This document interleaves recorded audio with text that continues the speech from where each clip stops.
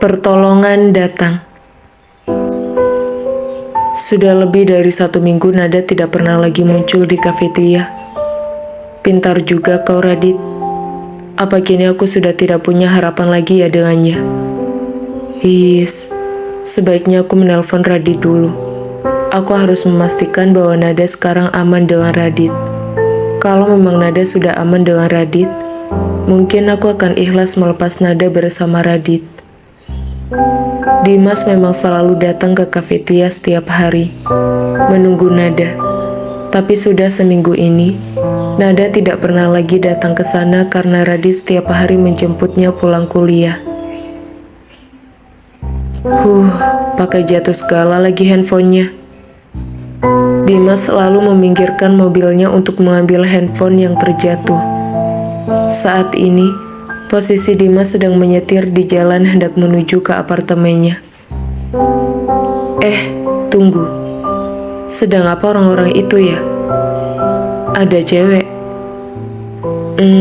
Sepertinya aku kenal. Klek. Dimas langsung keluar dari mobilnya setelah mematikan mesin dan mendekat ke arah kerumunan para laki-laki yang sedang mengelilingi seorang wanita. Tolong, jangan sentuh aku. Nada.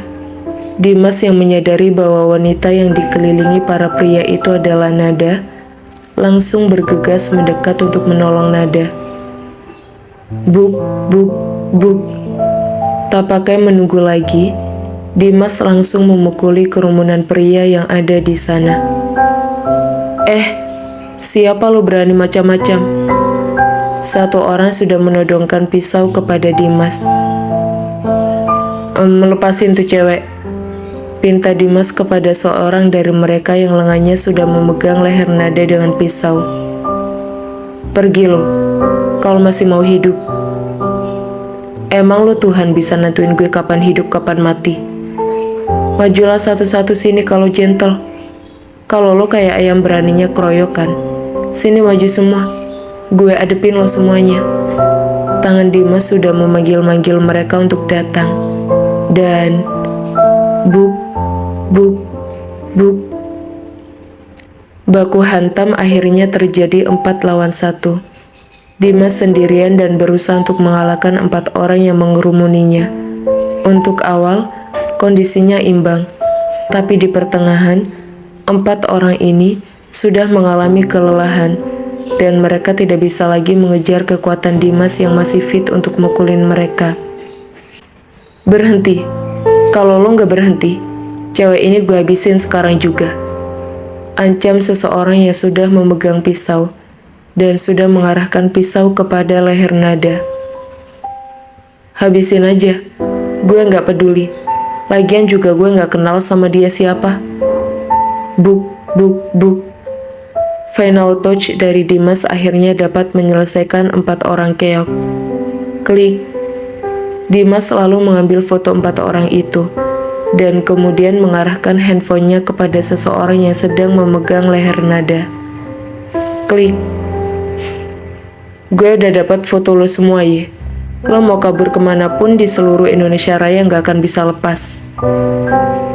Jangan maju, atau gue habisin nih cewek.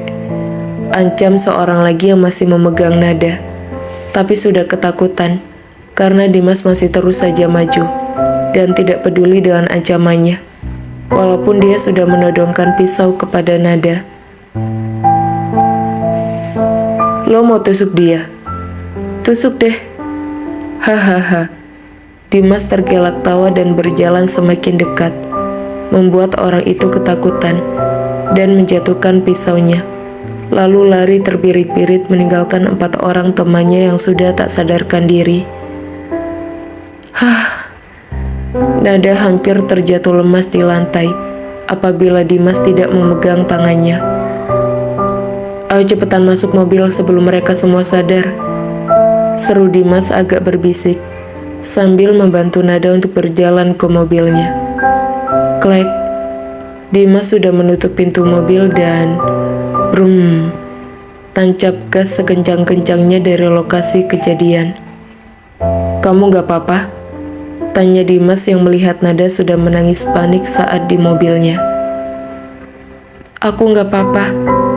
Dimas, tolong telepon Radit. Dia pasti nyariin aku sekarang. Nada sudah memohon kepada Dimas sambil menangis sesenggukan karena memikirkan Radit. Ini semua terjadi pasti karena aku meninggalkannya. Tuhan telah menghukumku dengan hampir menghancurkan hidupku karena aku meninggalkannya. Aku sudah salah banyak pada Radit. Andaikan aku tadi nggak pergi meninggalkannya dan rela menurunkan egoku untuk mendatanginya ke dalam mobil, tentu tidak akan ada terjadi seperti ini. Dan mungkin aku bisa bicara dengan Radit dari hati ke hati, menyelesaikan masalah kami, tidak dengan membuat keributan seperti ini. Aku juga sudah hampir membahayakan janinnya. Lirih dalam hati Nada, merasa bersalah telah menyakiti Radit. Kamu berantem lagi sama Radit? Tanya Dimas mencoba memberanikan diri untuk mencari informasi. Nada menggelengkan kepalanya. Aku meninggalkan dia. Aku sudah membuatnya sangat marah. Hah? Memang apa yang terjadi? Dimas mengernyitkan dahinya, seakan menunggu penjelasan lebih detail dari Nada. Akhirnya Nada menceritakan semua masalahnya dengan Radit. Mulai dari sikap Radit yang berubah kepadanya selama seminggu ini. Nada juga menceritakan kepada Dimas bagaimana Nada menyinggung Radit tentang Viola. Kemudian Radit pergi ke dalam mobil, dan Nada bukannya meminta maaf kepada Radit karena telah menyinggungnya, justru meninggalkan Radit melalui jalan belakang restoran dan memberikan cincin pernikahan mereka kepada pemilik restoran.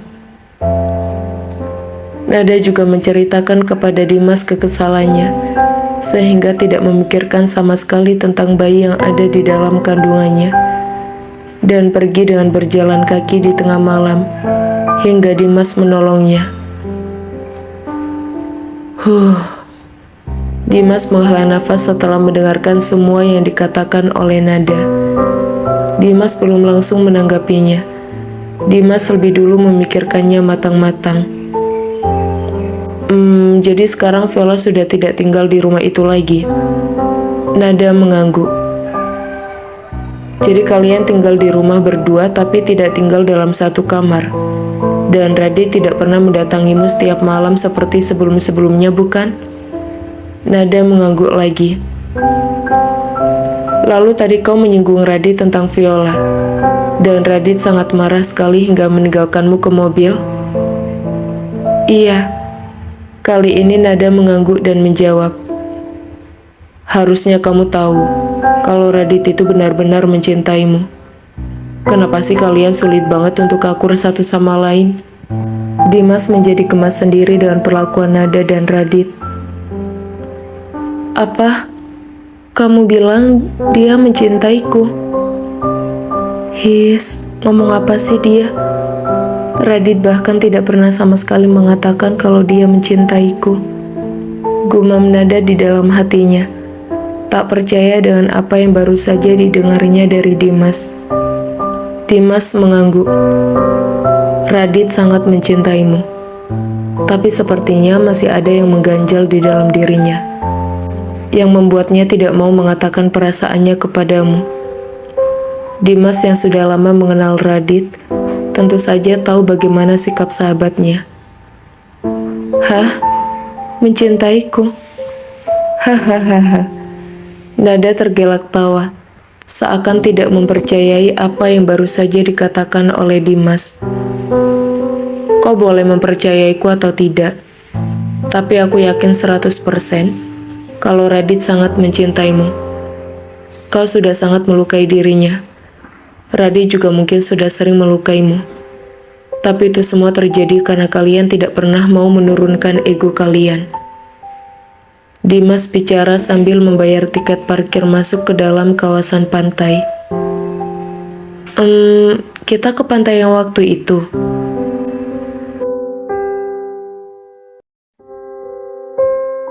Saran sahabat. Nada tidak menjawab pertanyaan, justru menanyakan keberadaannya saat ini. Iya, supaya kita bisa ngobrol dengan posisi yang agak enak. Soalnya aku kurang nyaman ngobrol sambil nyetir. Gak fokus. Pikirannya terbagi antara nyetir sama ngobrol. Jadinya gak enak aja. Kita berhenti dulu di sini sebentar. Gak apa-apa kan? Tanya Dimas sambil menengok ke arah Nada dan mengernyitkan dahinya. Nada menggeleng. Aku juga butuh ngobrol kok.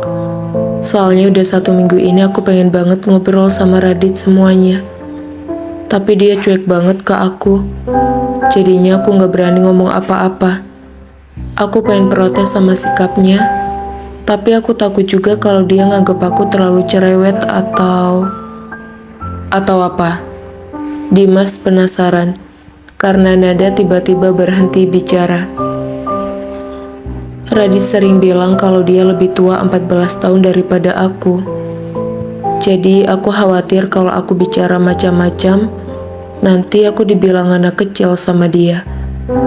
Nada pun tertunduk dan tak berani lagi bicara kepada Dimas. Hahaha. Dimas justru tergelak tawa mendengar apa yang baru saja Nada katakan. His, emang lucu ya? Dimas mengangguk. Kamu bilang balik dong sama dia, kalau digituin. Udah tahu kalau aku anak kecil, kenapa juga kamu jatuh cinta sama anak kecil? His, mana berani aku ngomong kayak gitu? Nada ngedumel kepada Dimas dan mencubit tangan Dimas. Au, sakit dong. Dimas setengah meringis karena tempat yang dicubit Nada adalah tempat yang tadi kena pukulan cukup keras dari orang-orang yang sedang mengejar Nada. Cuma dicubit segitu aja udah meringis. Tadi dipukulin orang sebanyak itu kuat-kuat aja. Protes Nada pada Dimas, yang mengira bahwa Dimas berpura-pura sakit saja. Hehehe, yang penting sekarang kita sudah sampai di pantai. Dimas sudah tersenyum pada Nada dan meregangkan otot-ototnya setelah memarkirkan mobilnya. Ayo deh, kamu mau curhat apa ke aku sini? Aku dengerin. Aku ini udah master banget kalau soal love, jadi semua saranku pasti bagus. Dimas sudah tersenyum sangat bahagia dan percaya diri di hadapan Nada. Master love tapi jomblo. Bleh. Hahaha, aku tuh jomblo bukan karena aku gak laku ya. Aku jomblo karena belum nemu aja yang kayak kamu.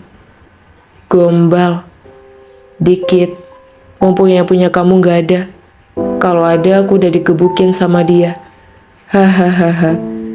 Dimas tergelak tawa, mengingat bagaimana Radit pernah memukulinya hingga babak belur. Ya udah, apa yang mau kamu ceritain ke aku? Ya, yang tadi itu aja sih. Nada tertunduk sambil kedua tangannya memegang lututnya. Apa kamu tahu kalau Radit pasti mengirim informannya untuk mengikuti kamu? Dimas membuka pembicaraan sambil menurunkan kaca jendela mobilnya, sehingga angin pantai bisa masuk ke dalam mobilnya. Nada menggelengkan kepalanya. Apa dia bakal nguntit aku? Bukan bakal lagi, tapi dia sudah pasti menguntit kamu. Protes Dimas kepada Nada. Masa sih? Nada kini menatap Dimas seakan mencari tahu kebenaran dari apa yang baru saja Dimas katakan. Dimas mengangguk lagi. Radit sangat mencintai kamu. Apalagi kata kamu sekarang Viola sudah pergi bersama laki-laki lain. Tentulah saat ini yang paling diharapkan Radit adalah kamu. Aku nggak tahu sih, tapi aku yakin Radit sudah berusaha juga untuk mendekatkan hubungannya lagi dengan Viola. Atau sekedar mencari tahu alasan Viola kenapa melakukan hal tersebut. Cuman feelingku bilang, Radit nggak akan bisa mempertahankan Viola. Mereka sudah 10 tahun menikah, dan Radit sudah sangat percaya dengan Viola. Jadi kalau Viola sampai ketahuan selingkuh, ini akan sangat melukai hatinya. Karena itu dia sangat marah padamu saat kau membahas Viola. Cinta yang tersakiti lama-lama akan menjadi kebencian yang sangat, dan ini akan sulit untuk terobati, kecuali adanya cinta yang baru. Dimas bicara panjang lebar tentang Radit kepada Nada, menceritakan bagaimana persahabatannya juga dengan Radit saat masih sekolah dulu, hingga berbisnis bareng dengan Radit sekarang. Semuanya tidak ada satupun yang ditutup-tutupi oleh Dimas. Harapan Dimas hanya satu, Nada dan Radit bisa memperbaiki hubungan mereka, dan tidak lagi saling egois. Aku bisa tenang sekarang karena Viola sudah pergi. Semoga kau tidak lagi mengecewakanku, Radit. Aku sudah berusaha untuk ikhlas melepaskan Nada, dan tidak lagi bersaing denganmu. Tapi aku akan tetap menunggunya sampai dia melahirkan, hanya untuk memastikan kalau kau akan membahagiakannya. Setelah itu aku tidak akan pernah mengusikmu lagi. Gumam Dimas di dalam hatinya berikrar. Jadi menurutmu Radit menyukaiku? Dimas menghela nafas sebelum menjawab pertanyaan Nada dan geleng-geleng kepala. Dengarkan aku ya, Radit itu menyukaimu. Bukan menurutku, tapi dia memang benar-benar menyukaimu. Apa kau paham, Nada? Dimas bahkan memberikan penekanan kepada Nada berkali-kali untuk meyakinkan Nada bahwa sekarang Nada ada di dalam hati Radit. Lalu aku harus bagaimana sekarang? Nada menggigit bibir dalamnya tak paham harus berbuat apa. Sudahlah. Dengarkan aku ya. Sekarang kita kembali dulu ke apartemenku. Lalu aku akan menghubungi Radit. Lalu kau minta maaf padanya karena kau telah kabur. Kau harus tahu, Radit itu akan luluh kalau seseorang meminta maaf padanya. Katakan saja maaf kalau kau berbuat salah padanya. Apa kau paham? Nada tidak langsung mengangguk saat Dimas mengatakan itu. Nada masih diam dan berpikir apa yang ingin diputuskannya. Aku justru menghindari kata maaf di depan dia. Aku selalu tidak mau merendahkan egoku di depannya. Dan sekarang, aku harus berkata maaf padanya. Aduh, bagaimana mengatakannya ya? Sepertinya aku harus latihan dulu. Hati kecil Nada pasrah, tak lagi berani untuk menantang Radit. Tapi untuk berkata maaf, lidah Nada seakan keluh. Nada, kau belum menjawabku. Katakan padaku, kau mau tidak melakukan apa yang tadi aku sarankan padamu? Apa iya? Aku harus meminta maaf padanya. Nada menggigit bibir dalamnya, dan dengan wajah cemas penuh harap kepada Dimas untuk memberikan solusi lainnya. Dimas mengangguk. Cuma itu satu-satunya cara untuk meluluhkan Radit. Dia selalu lemah dengan kata maaf. Dan kau harus ingat ya, suatu saat kalau Viola kembali, jangan biarkan dia mendekati Radit. Jangan biarkan dia meminta maaf kepada Radit. Dimas baru sungguh-sungguh kali ini mengingatkan Nada, bahkan wajahnya sudah sangat serius, dan kata-katanya penuh dengan penekanan. Nada mengangguk. Ingat kata-kataku, jangan cuma mengangguk saja. Kau benar-benar paham kan? Aku harus mengulangi ini karena ini sangat penting untukmu nanti. Iya, aku paham. Nada sudah tersenyum dan mengangguk mengerti semua arahan Dimas. Bagus kalau kau sudah paham. Kita sekarang kembali ke apartemenku dulu ya. Aku akan segera menghubungi Radit dari apartemenku.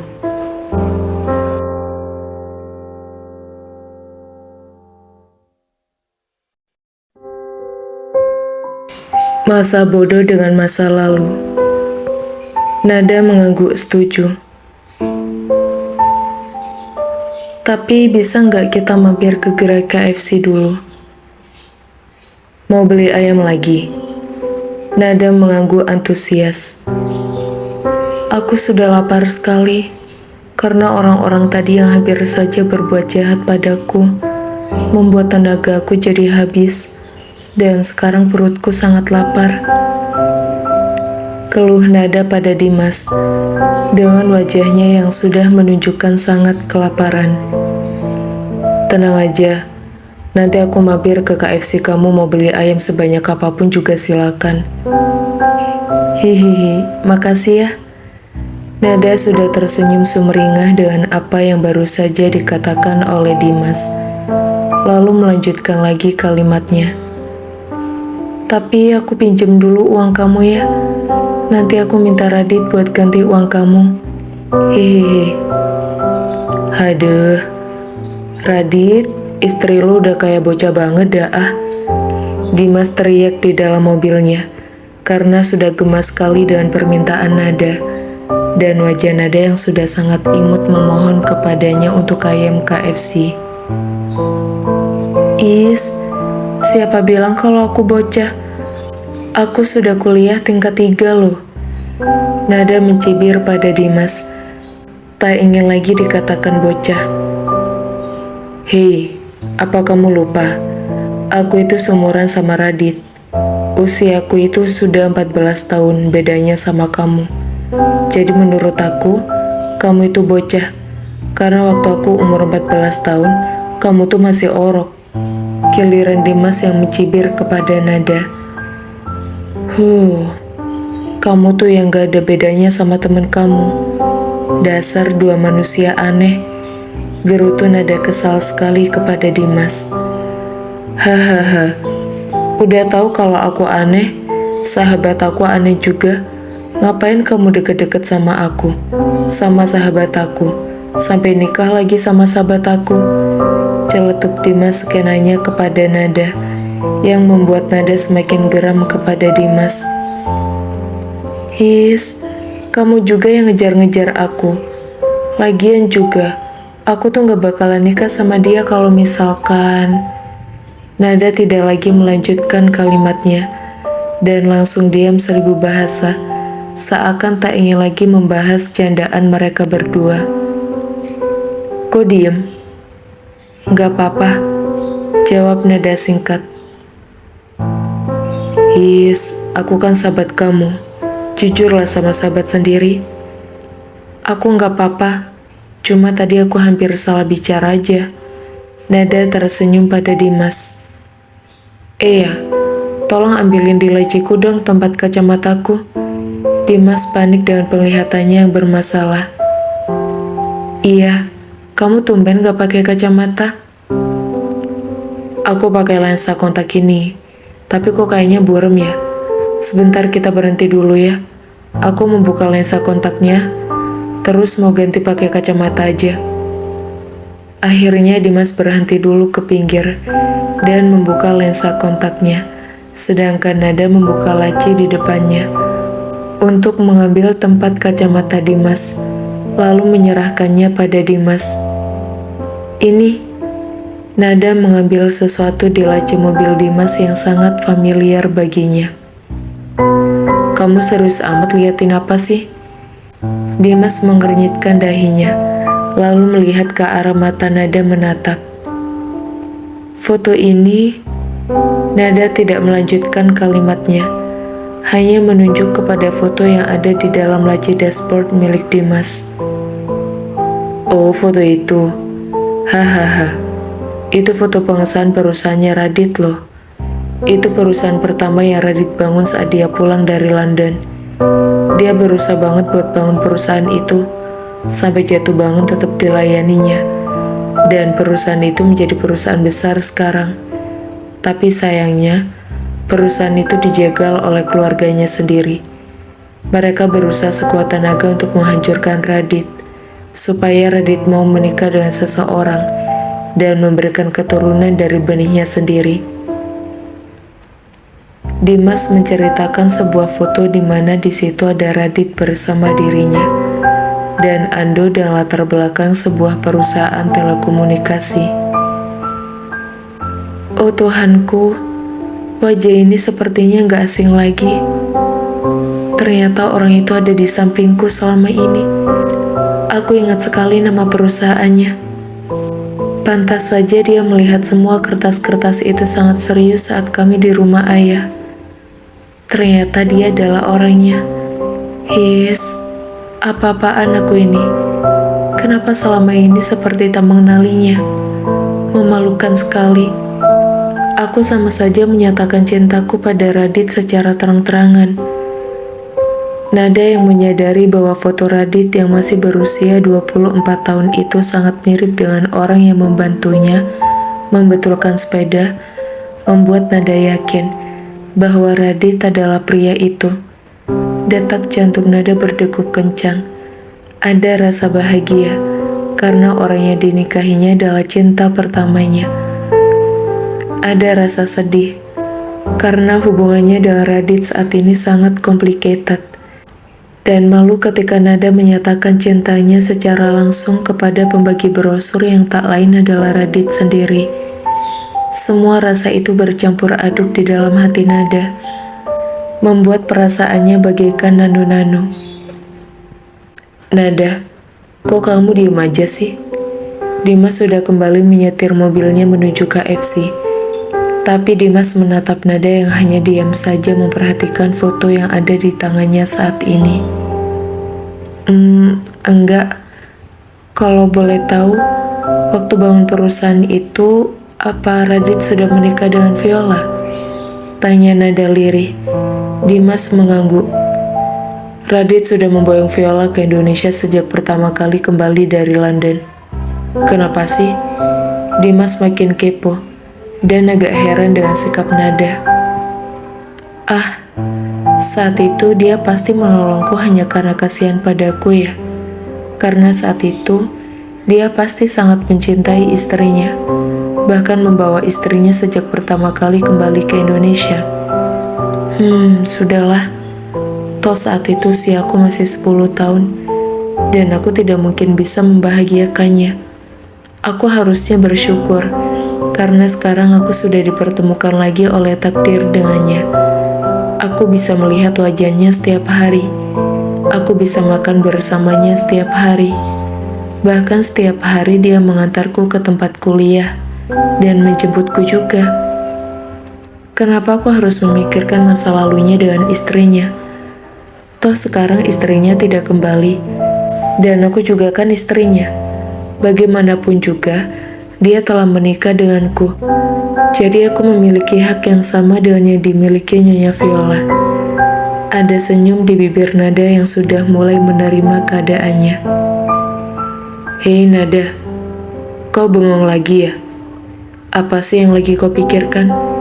Dimas semakin penasaran dengan sikap Nada, yang hanya dia memandangi foto dan kemudian senyum-senyum sendiri. Nada menggelengkan kepalanya. Nanti tolong cepat teleponkan Radit ya, jawab Nada sambil tersenyum kepada Dimas. Dimas mengangguk. Tenang aja, aku telepon dia langsung pakai Express Cargo kalau perlu. Iya apa sih, kamu gak nyambung deh. Nada mencibir Dimas yang bicara semakin gak nyambung. Udah malam kayak gini ngantuk lah, gimana mau nyambung? Mesti nyari ayam dulu lagi. Aduh. Radit punya bini, lu urus sendiri napa? Jangan nyusahin sahabat lu kayak gini. Teriak Dimas lagi di dalam mobil, yang membuat Nada tergelak tawa. Kamu lucu banget sih. Hahaha. Wajah Nada sampai memerah melihat tingkah Dimas yang gak ada habis-habisnya, membuatnya tertawa.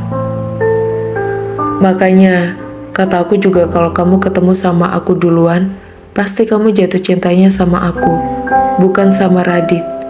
Cibir Dimas kepada Nada. Ya mau gimana lagi? Aku tuh ya, bukan jatuh cinta sama Radit dari 1-3 minggu yang lalu. Tapi aku udah mendem perasaan aku sama dia dari 10 tahun yang lalu.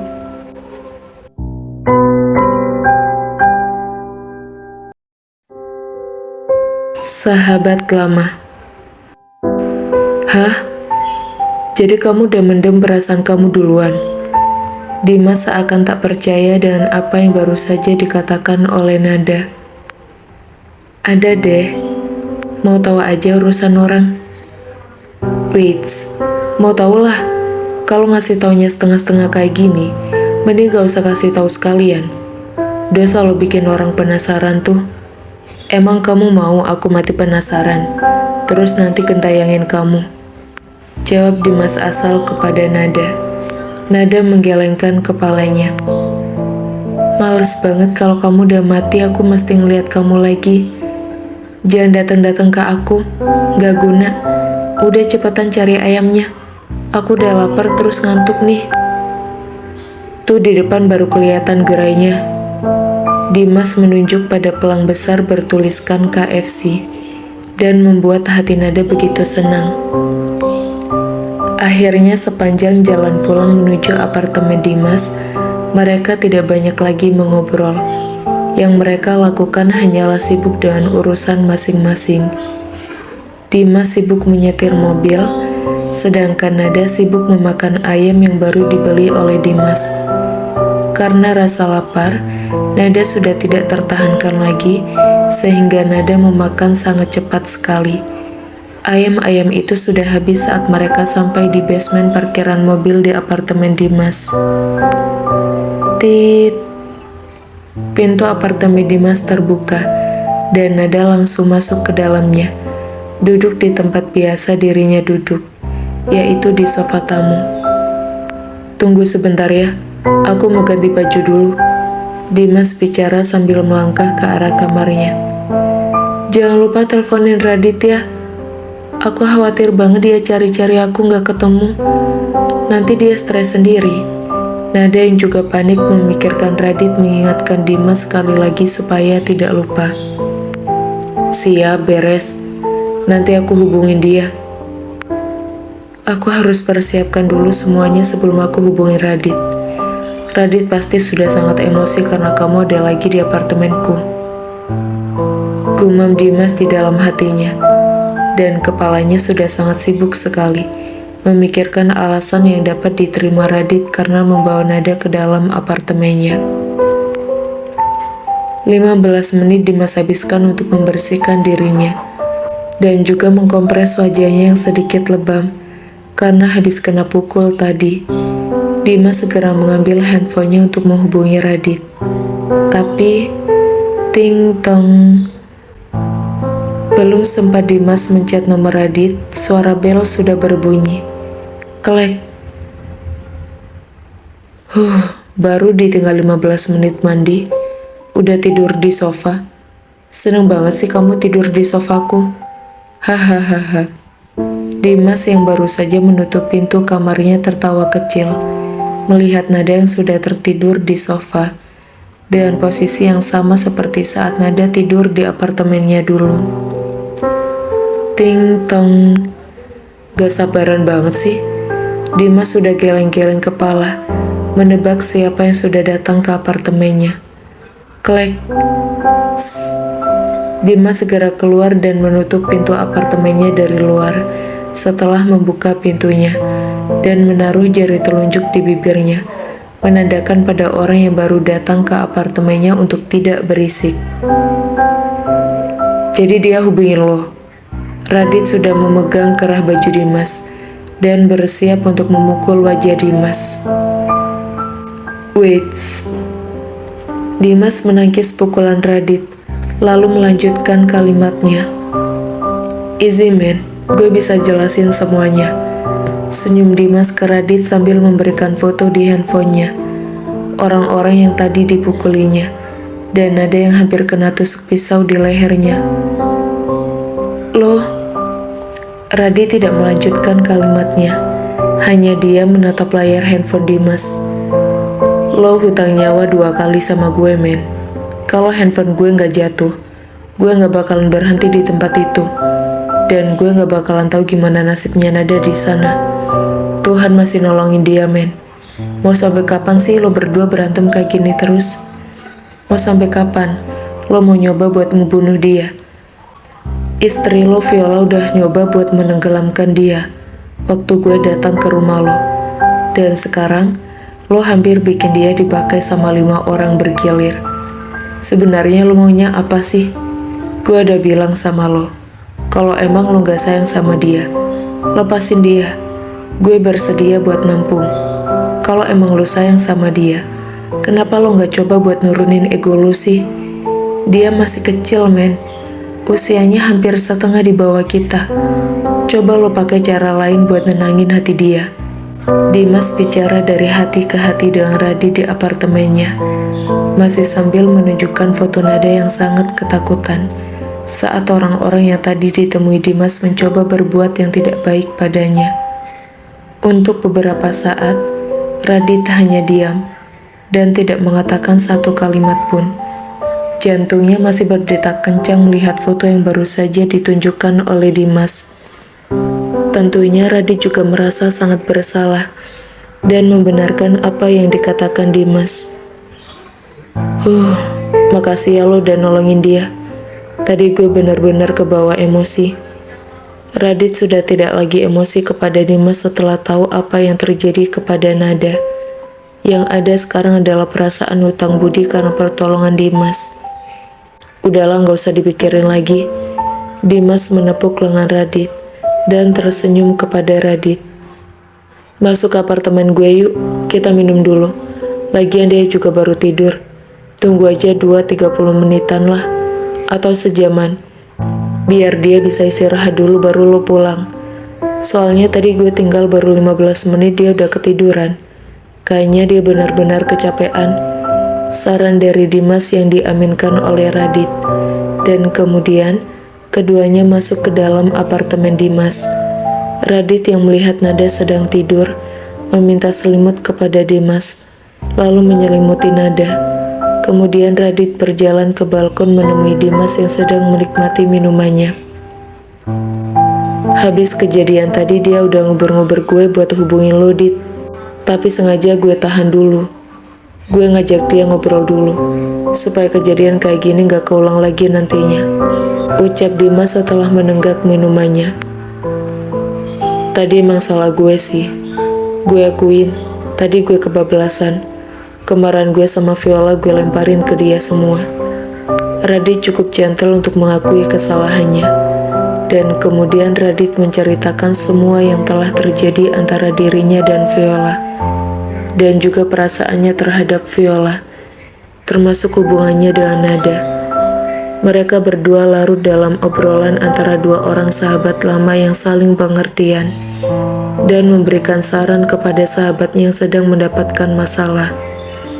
Awalnya, obrolan itu adalah obrolan serius, dan setelah masalah terpecahkan, Radit sudah menjadi semakin lega. Obrolan itu berubah menjadi obrolan dengan ada gelak tawa kembali di sana, dan tentunya membuat mereka berdua lupa waktu. Niat awal Radit hanya ingin mengobrol dengan Dimas 30-60 menit, tapi nyatanya dirinya terlarut untuk mengobrol lebih lama dengan Dimas, hingga akhirnya Radit hangover setelah mereka berdua menghabiskan lebih dari 6 botol minuman di rumah Dimas. Selamat pagi dunia. Selamat pagi Nada. Semoga hari ini menjadi lebih baik daripada hari kemarin.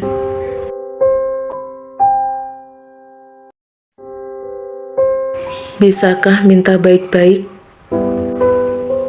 Hah? Di kamar siapa aku nih? Nada mencoba untuk mengingat kejadian tadi malam, dan sangat kaget melihat dirinya sudah berada di dalam sebuah kamar yang tidak dikenalinya. Oh, aku ketiduran di apartemen Dimas. Nada segera merubah posisinya menjadi duduk, dan memegang selimut dengan sangat erat setelah menyadari keberadaannya saat ini, dan mulai ketakutan. Nada sempat berteriak melihat seseorang yang tertidur di sampingnya saat ini. Tapi kemudian, Nada menutup mulutnya dengan cepat setelah menyadari siapa yang sedang tidur di sampingnya. Radit. Nada memberanikan diri mengulurkan tangannya untuk memegang rambut Radit dan mengelus rambut Radit sambil tersenyum. Aku udah kangen banget sama kamu. Udah lama banget aku gak ngeliat kamu kayak gini, gumam Nada di dalam hatinya. Denada Aprilia. Radit bicara sambil memegang tangan Nada dan membuka matanya sebelum Nada sempat untuk menarik lagi tangannya yang sedang mengelus rambut Radit. Maafkan aku karena membangunkanmu. Nada menggigit bibir dalamnya khawatir kalau Radit nanti akan marah padanya. Denada Aprilia. Radit mendekat ke arah Nada dan tersenyum lalu tertawa kecil. Oh, kamu bawa alkohol? Kamu mabuk? Nada refleks menutup mulut dan hidungnya ketika Radit mendekat kepadanya dan tercium bau alkohol yang sangat tajam dari nafas yang keluar saat berbicara. Denada Aprilia. Aku suka banget kalau lihat kamu kayak gini. Radit seakan tak mendengar kata-kata Nada dan masih dalam kondisi mabuk, mencoba untuk mendekatkan dirinya kepada Nada. Kamu mabuk? Ayo aku bantu ke kamar mandi, cuci mukamu. Aku gak butuh cuci muka, Denada. Aku butuh tubuhmu. Radit yang sedang mabuk seakan tak ingin peduli. Radit menarik tubuh Nada hingga Nada kembali dalam posisi terlentang dan mulai menempelkan bibirnya pada bibir Nada dengan sangat kasar. Tangan Radit juga membuka satu persatu kancing baju Nada. Saat ini, Nada mencoba untuk menolaknya, tapi sulit bagi Nada melakukannya karena Radit yang memang sudah lebih dari 2 minggu tidak pernah melakukan hubungan seperti ini. Sangat tinggi keinginannya sekarang. Lepaskan aku. Kamu mabuk sekarang. Jangan lakukan apapun pada tubuhku. Kamu gak sadar melakukan ini padaku. Nada mencoba untuk mengusir Radit. Tapi saat ini, logikanya sangat mudah dikalahkan oleh hasrat dan keinginan Nada yang juga merindukan sentuhan Radit. Ingin hati Nada menolaknya, karena Radit melakukannya sedang mabuk. Tapi jari-jari tangan Radit dan juga bibir Radit membuat Nada seakan melemah sebelum berjuang lebih. Sempitnya masih sama. Aku gak mau nyentuh kamu lagi karena kamu sudah bekas orang. Pacarmu sudah masuk ke sini juga kan? His, kamu ngomong apa sih? Udah aku bilang sama kamu kalau Dewa gak macem-macem sama aku. Plak. Tangan Radit mendarat mulus di wajah Nada saat nama itu disebutkan. Jangan berani-berani menyebut nama itu di hadapanku. Hahaha. Kemudian Radit tergelak tawa. Seakan tak sadar yang baru dilakukannya kepada Nada sangat menyakitkan hati Nada. Masih sempit, ukurannya pas banget sama untuk milikku. Licin, enak banget, hahaha. Radit seakan-akan tak peduli lagi dengan apapun. Yang dia inginkan hanyalah memuaskan keinginannya yang sudah lama tak tersalurkan. Radit bahkan tidak memperdulikan Nada yang sudah menangis karena tamparan yang sangat panas di pipinya.